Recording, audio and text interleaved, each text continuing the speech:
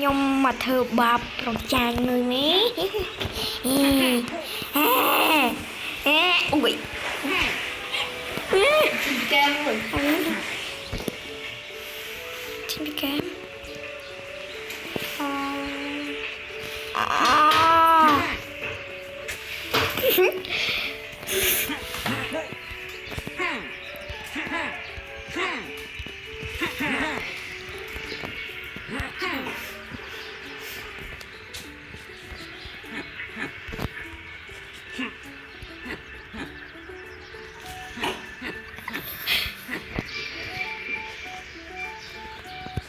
Where are you?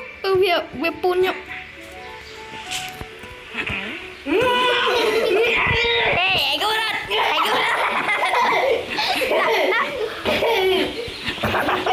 Anh cũng đang bánh.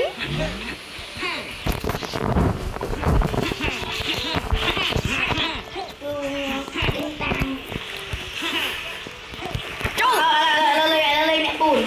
Hả? Bài. Là cái lệ bùn. Ôi, tới hành buôn đó. Ok, bật này. Chọc. Được rồi, bật này. Bắt ra. Chụp. Mùi. Ê ơi. Bê. Chụp mới chơi vừa nha. Đi chơi gà chứ rốt mày à. Chụp cũng tôi lên, tôi hơn này. Mùi. Bê. Bơi. Buôn. Ram. Bùm mùi. Bùm ba. Bùm bay. Bùm buôn. Dạ. Đập môi. Đập bay. Đập bay. Đập buôn. Đập ram. Đập môi. Đập ba. Đập bay. Đập buôn. Mà pay. Hãy nói. Ai ơi. Thế mà nhanh. Đuôi lư xung lên mà đông lắm nè.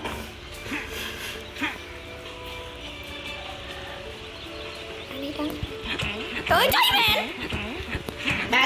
Tới 200 tí biết không?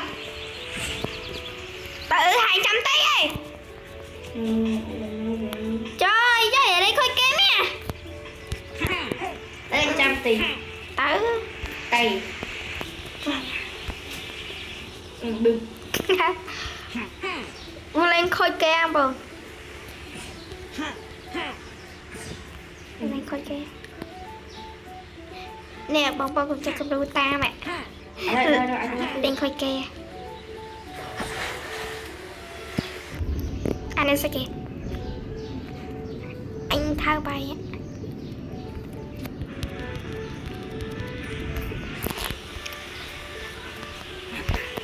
Mà tại đâu anh ngon thì tẩy, tại đâu anh ngon thì khơi. Sao mày. Trời, vậy lấy gì trắng nha. Ở đấy, 100 tỷ. Trời, lên khôi kem nè. Trời, lên khôi kem nè. Rồi. Khôi kê chê ông không bơ.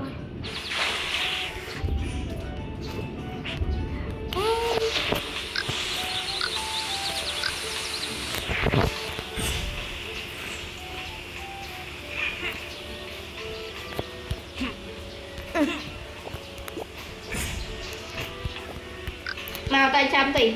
Tới 100 đây. Cho anh không 100. Rồi đập. Mùi pi bay buồn. Đấy mà phay chứ làm. Mùi bay buồn là mùi là pi là bay đập buồn. Đập ram đập mùi đập pi đập bay đập buồn mù phay.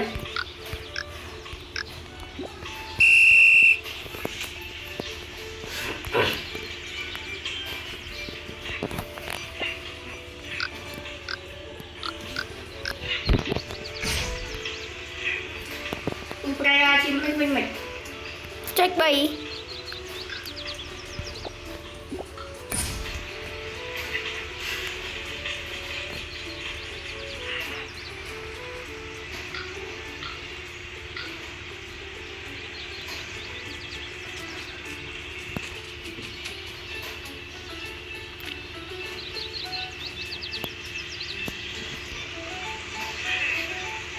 Được ra. Tên nào bảo em đây.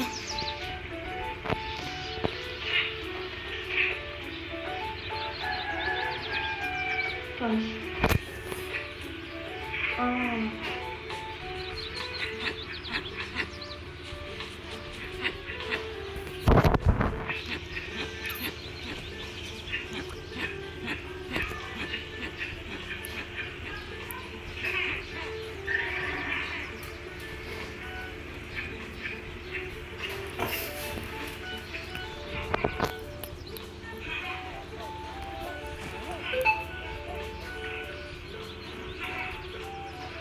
lấy anh phải đòi đâm roi mùi anh mới chật tia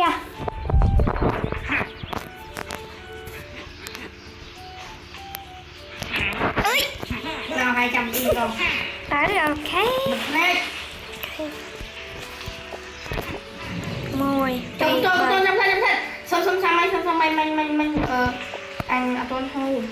là mùi pi bay Trời ơi lương mấy thầy. ý chơi roi trên này à Trời ơi dạ khôi nè. roi trong này xong mùi pi Ê không bay này. ý chơi vì roi con xong mùi pi bay buồn pram của mùi pram bao mùi buồn đạp mùi đạp pi đạp buồn đạp pram đạp mùi đạp bay Ê tôi mà tay em không chịu ăn đi nè.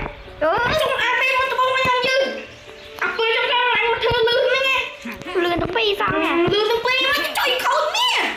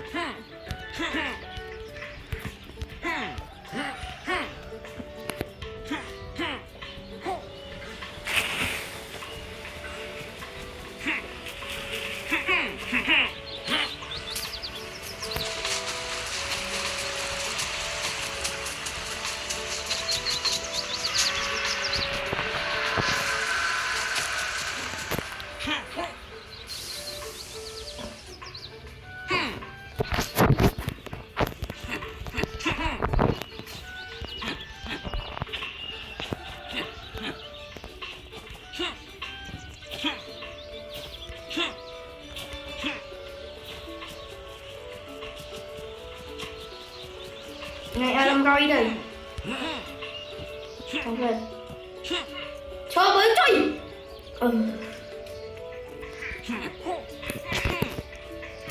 Vậy anh ban nào.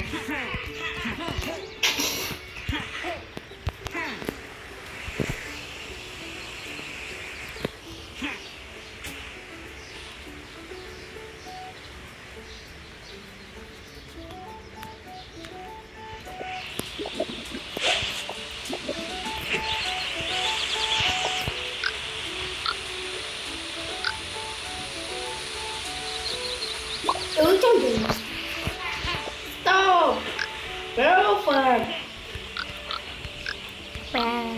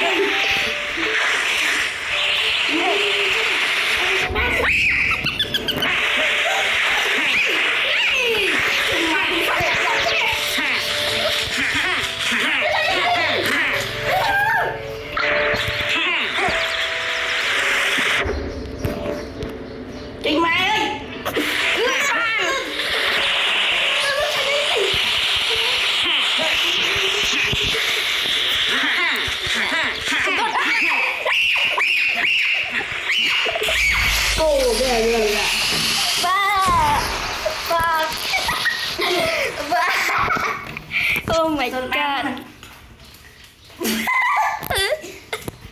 Ơi. Oh my chi. Cho em ra. Ê, Cái của mình.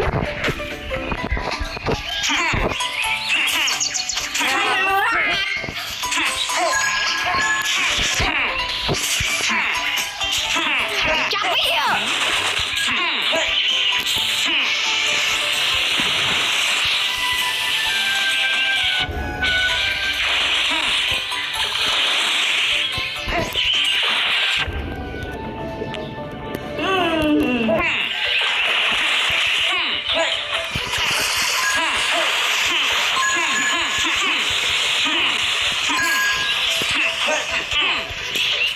Đấy, bay mình. đang bên này. Trời ơi, ba mình mệt. Đi chậm. À, Đấy, trong đây. Đang bấm lên này. Thôi liền.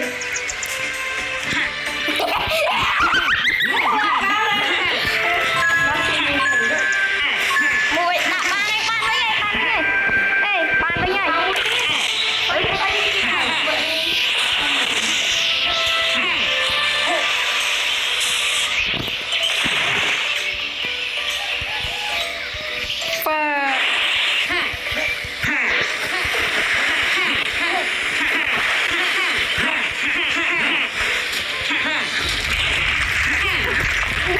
Anh bên này là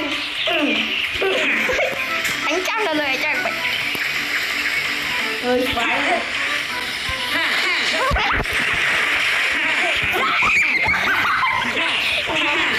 Có mùi.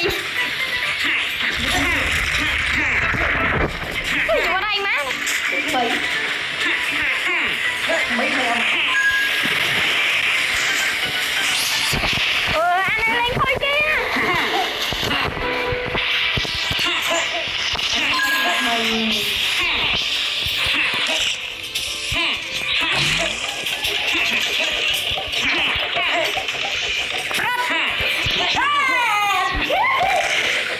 Phải ăn luôn đã.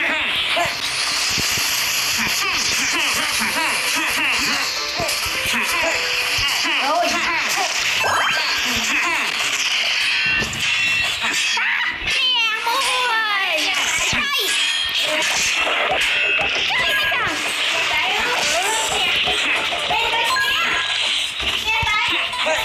Trời, lên thôi kia bà ơn. Cái gì vậy?